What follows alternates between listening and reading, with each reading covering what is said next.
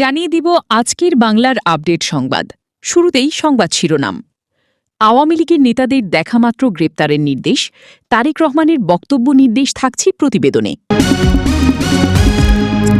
হাসিনা পুত্রের বক্তব্যে শুরু নতুন বিতর্ক, প্রভাব পশ্চিমবঙ্গ রাজনীতিতে থাকছে প্রতিবেদনে।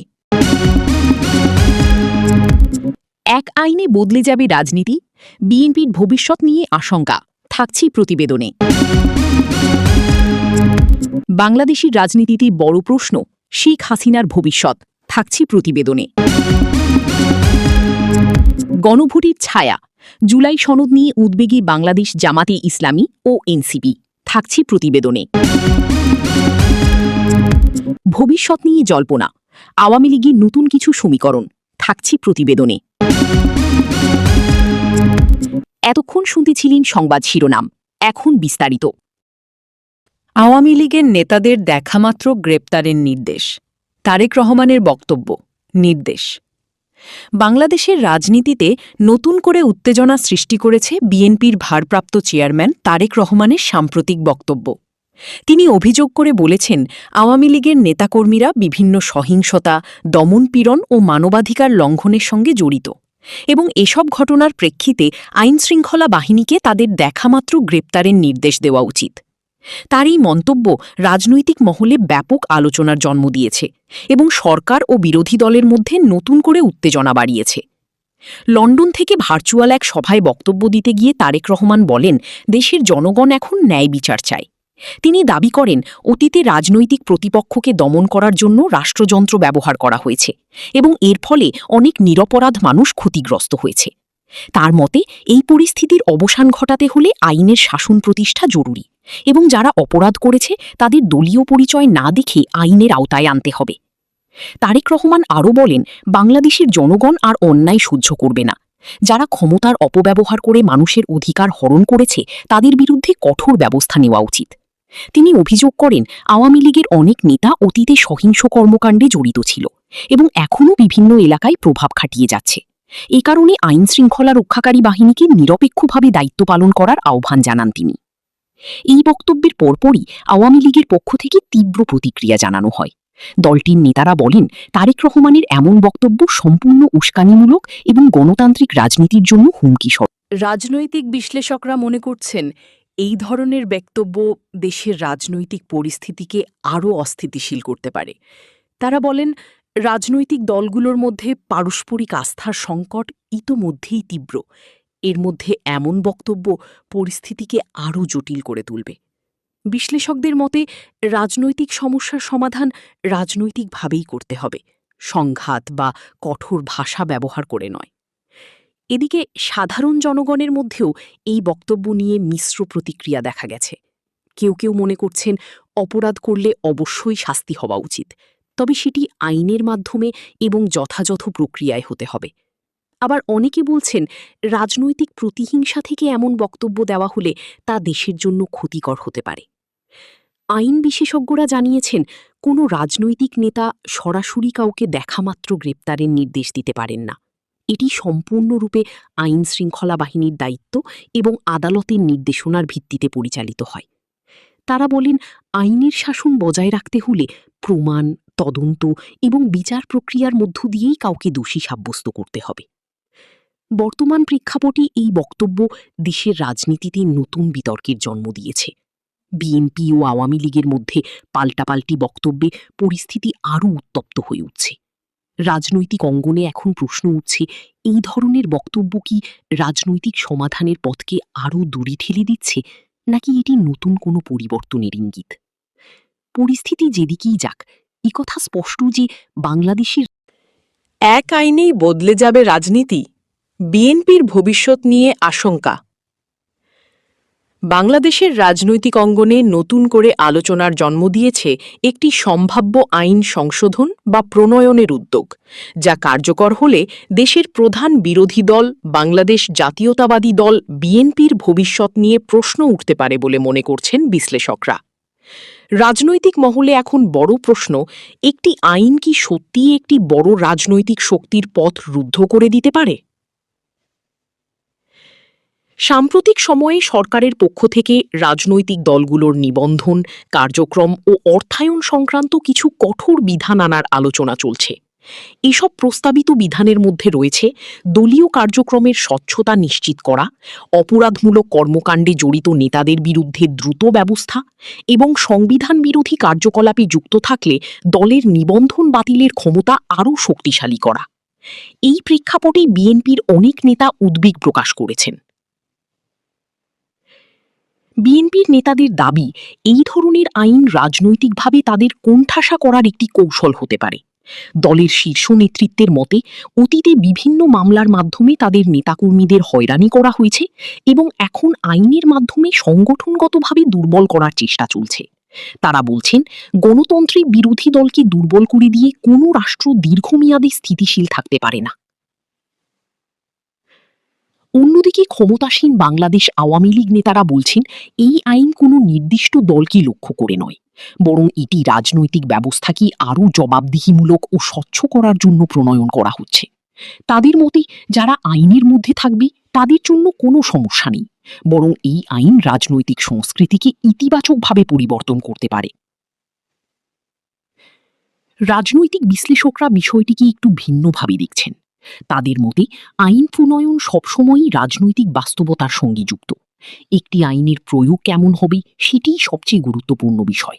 যদি আইনটি নিরপেক্ষভাবে প্রয়োগ করা হয় তাহলে এটি গণতন্ত্রকে শক্তিশালী করতে পারে, কিন্তু যদি এটি রাজনৈতিক উদ্দেশ্যে ব্যবহার করা হয় তাহলে তা বিরোধী রাজনীতির জন্য বড় চ্যালেঞ্জ হয়ে দাঁড়াতে পারে। বিশেষজ্ঞদের একটি অংশ মনে করছেন, বিএনপি বর্তমানে যেসব সাংগঠনিক ও রাজনৈতিক চ্যালেঞ্জের মুখোমুখি, নতুন আইন কার্যকর হলে সেই চাপ আরও বাড়তে পারে, বিশেষ করে যদি দলটির শীর্ষ নেতৃত্বের বিরুদ্ধে থাকা মামলাগুলো দ্রুত নিষ্পত্তি করা হয়। হাসিনা পুত্রের বক্তব্যে শুরু নতুন বিতর্ক, প্রভাব পশ্চিমবঙ্গ রাজনীতিতে। বাংলাদেশ ও ভারতের রাজনৈতিক অঙ্গনে নতুন করে আলোচনা সমালোচনার জন্ম দিয়েছে সজীব ওয়াজেদ জয়ের সাম্প্রতিক বক্তব্য। প্রধানমন্ত্রী শেখ হাসিনার ছেলে হিসেবে পরিচিত জয় একটি আন্তর্জাতিক গণমাধ্যমে দেওয়া সাক্ষাৎকারে আঞ্চলিক রাজনীতি, গণতন্ত্র ও প্রতিবেশী দেশগুলোর সম্পর্ক নিয়ে মন্তব্য করেন। তার এই বক্তব্য ঘিরে শুধু বাংলাদেশেই নয়, ভারতের পশ্চিমবঙ্গেও রাজনৈতিক প্রতিক্রিয়া দেখা যাচ্ছে।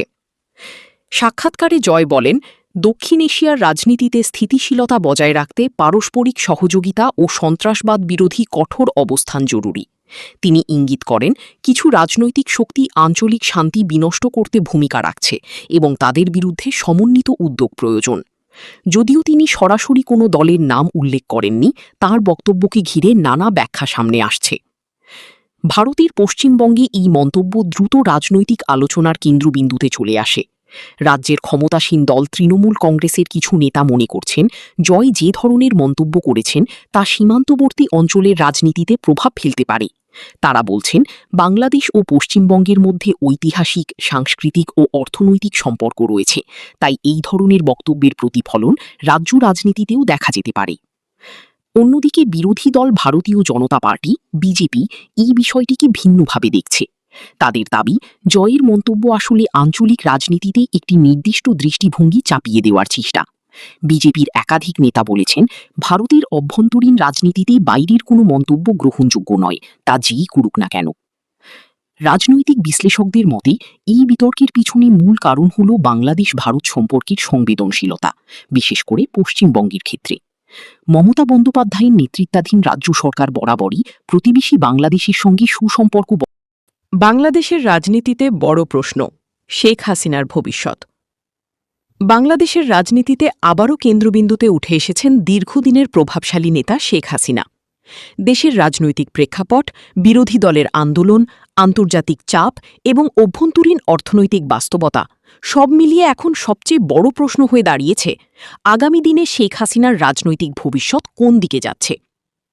স্বাধীনতার পরবর্তী সময় থেকে বাংলাদেশের রাজনীতিতে গুরুত্বপূর্ণ ভূমিকা পালন করে আসছে বাংলাদেশ আওয়ামী লীগ।